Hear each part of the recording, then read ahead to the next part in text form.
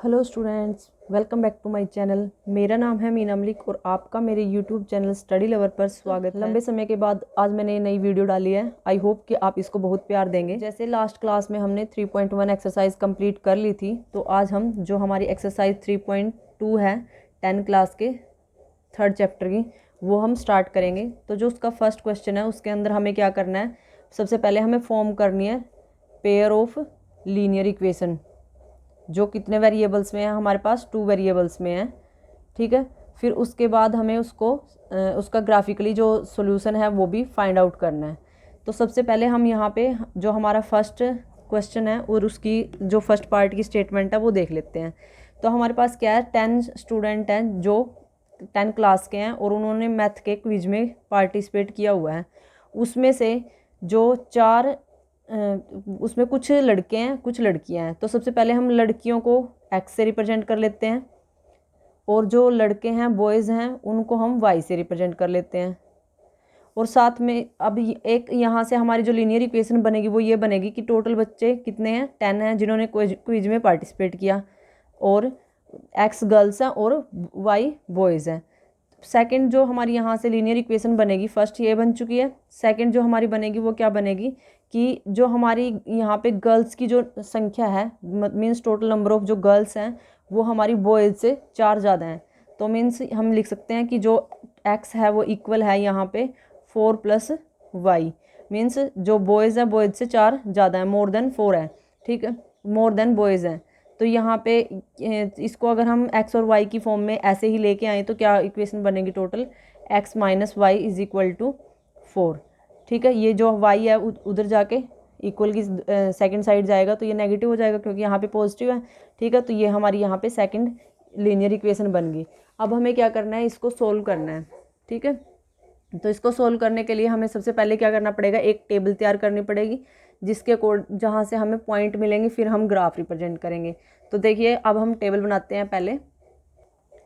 तो टेबल हमने यहाँ पे बना ली है। अब हम यहाँ पे पहले फर्स्ट इक्वेशन के लिए सोल्व करेंगे। तो फर्स्ट इक्वेशन हम यहाँ पे राइट क्लिक कर लेते हैं, x + y = 10। अब हम यहाँ पे क्या करेंगे, हमें एक की वैल्यू हम पुट करते रहेंगे अपनी तरफ से, और हमें जो सेकंड हमारा वेरिएबल है उसकी हमें वैल्यू मिलती रहेगी।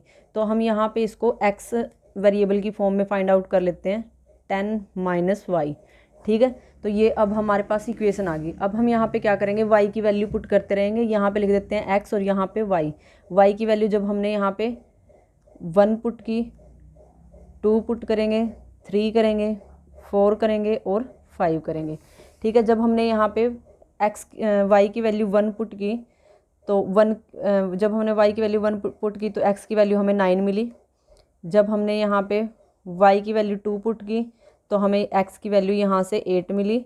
जब हमने y की वैल्यू 3 पुट की तो x की वैल्यू हमें यहाँ से 7 मिली, और y की वैल्यू = 4 किया तो यहाँ पे हमें 6 मिली। ठीक है, तो ये वैल्यू यहाँ पे हम पुट कर लेते हैं। अब हमारी टेबल में कितनी कितनी वैल्यू आई हमारे पास, जब 1 रखा तो 9, 2 रखा तो 8, 3 रखा तो 7, 6 और यहाँ पे 5। ठीक है, अब हम जो हमारी ये तो थी फर्स्ट इक्वेशन के लिए, अब हम जो हमारी सेकंड इक्वेशन है उसके लिए भी x और y की वैल्यू फाइंड आउट कर लेते हैं। तो उसके लिए हमारे पास सबसे पहले सेकंड इक्वेशन लिखेंगे, x - y = 4। y को साइड ले चलते हैं यहाँ से, ये आएगा 4 + y। ठीक है, अब हम यहाँ पे y की वैल्यू अपनी तरफ से रख लेते हैं जैसे हमने फर्स्ट इक्वेशन में रखी थी। ठीक है, 1 2 3 4 5 और वो हमने रख लिया यहाँ पे y = 1, तो हमारा x यहाँ से आया 5, y = 2 तो हमारा x यहाँ से आएगा 6, y = 3 तो हमारा x आएगा 7, y = 4 तो हमारा x आएगा यहाँ से 8, और y = 5 तो हमारा यहाँ से x आएगा 9। ठीक है, तो अब ये x की वैल्यू हम यहाँ पे पुट कर देते हैं।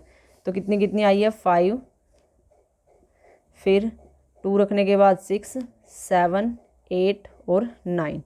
ठीक है, अब हम इसकी क्या करेंगे, ग्राफिकल रिप्रेजेंटेशन करेंगे। तो उसके लिए हम ग्राफ तैयार कर लेते हैं और फिर हम यहाँ पे जो हमारे पॉइंट आए हैं उनको मैच करके देखेंगे।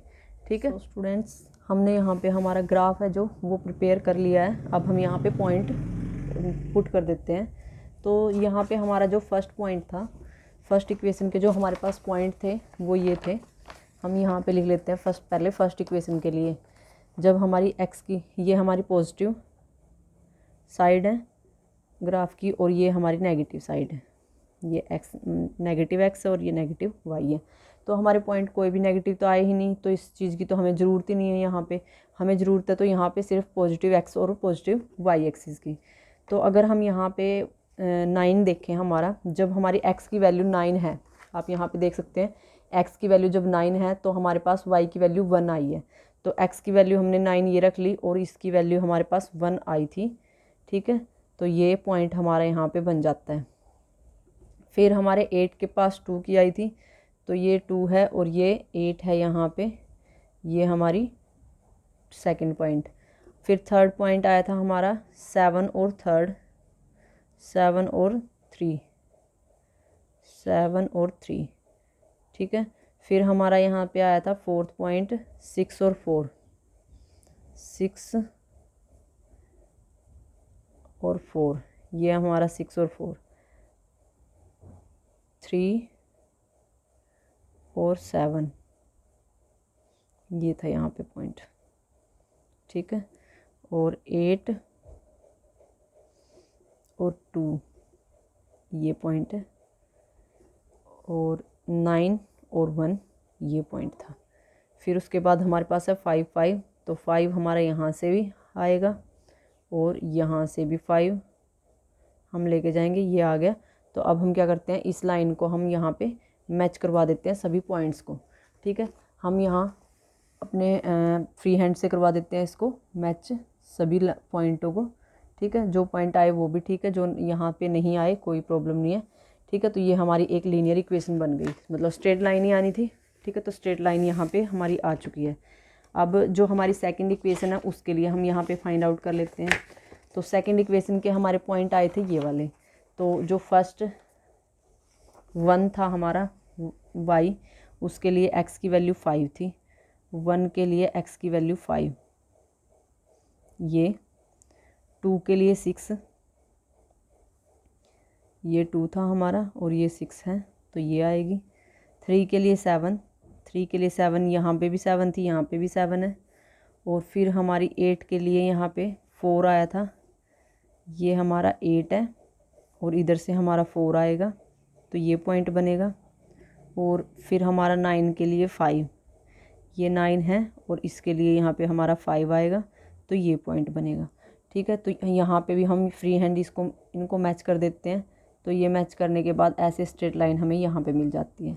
और अगर हम पॉइंट फाइंड आउट करेंगे तो आगे भी पता लग जाएगा कि हमारे पास कौन कौन से पॉइंट आ सकते हैं, ठीक है। तो ये हमारी फर्स्ट जो लीनियर इक्वेशन थी, जो x + y = 10 थी, उसके लिए आई है।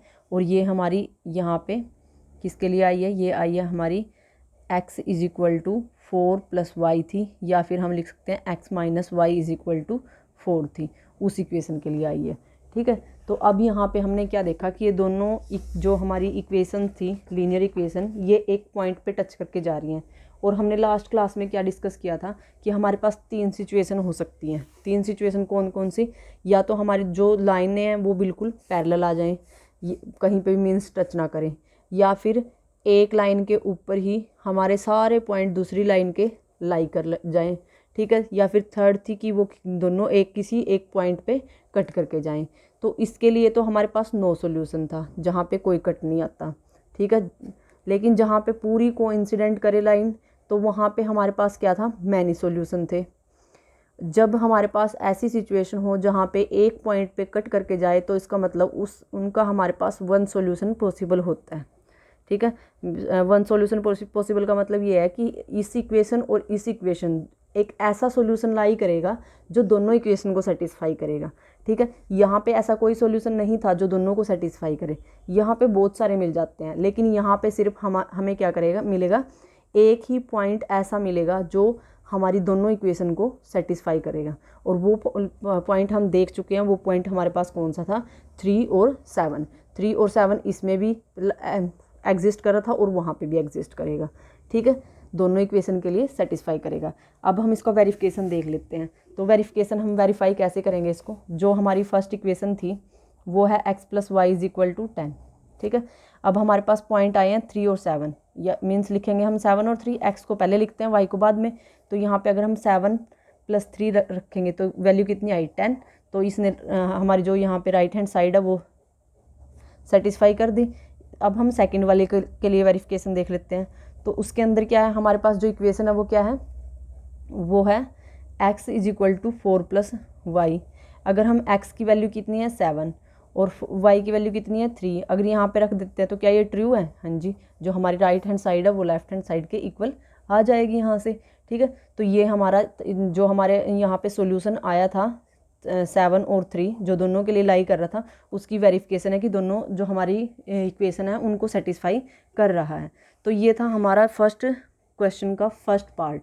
आई होप कि आपको ये अच्छा लगा हो और अच्छे से समझ में आया हो। अगर इससे रिलेटेड कोई भी क्वेरी हो तो आप मैसेज करके कमेंट बॉक्स में पूछ सकते हैं, और आपको नेक्स्ट क्लास में इसके जो सेकंड पार्ट है उसकी वीडियो मिल जाएगी। ठीक है, तो चलिए तब तक के लिए bye bye and all the best.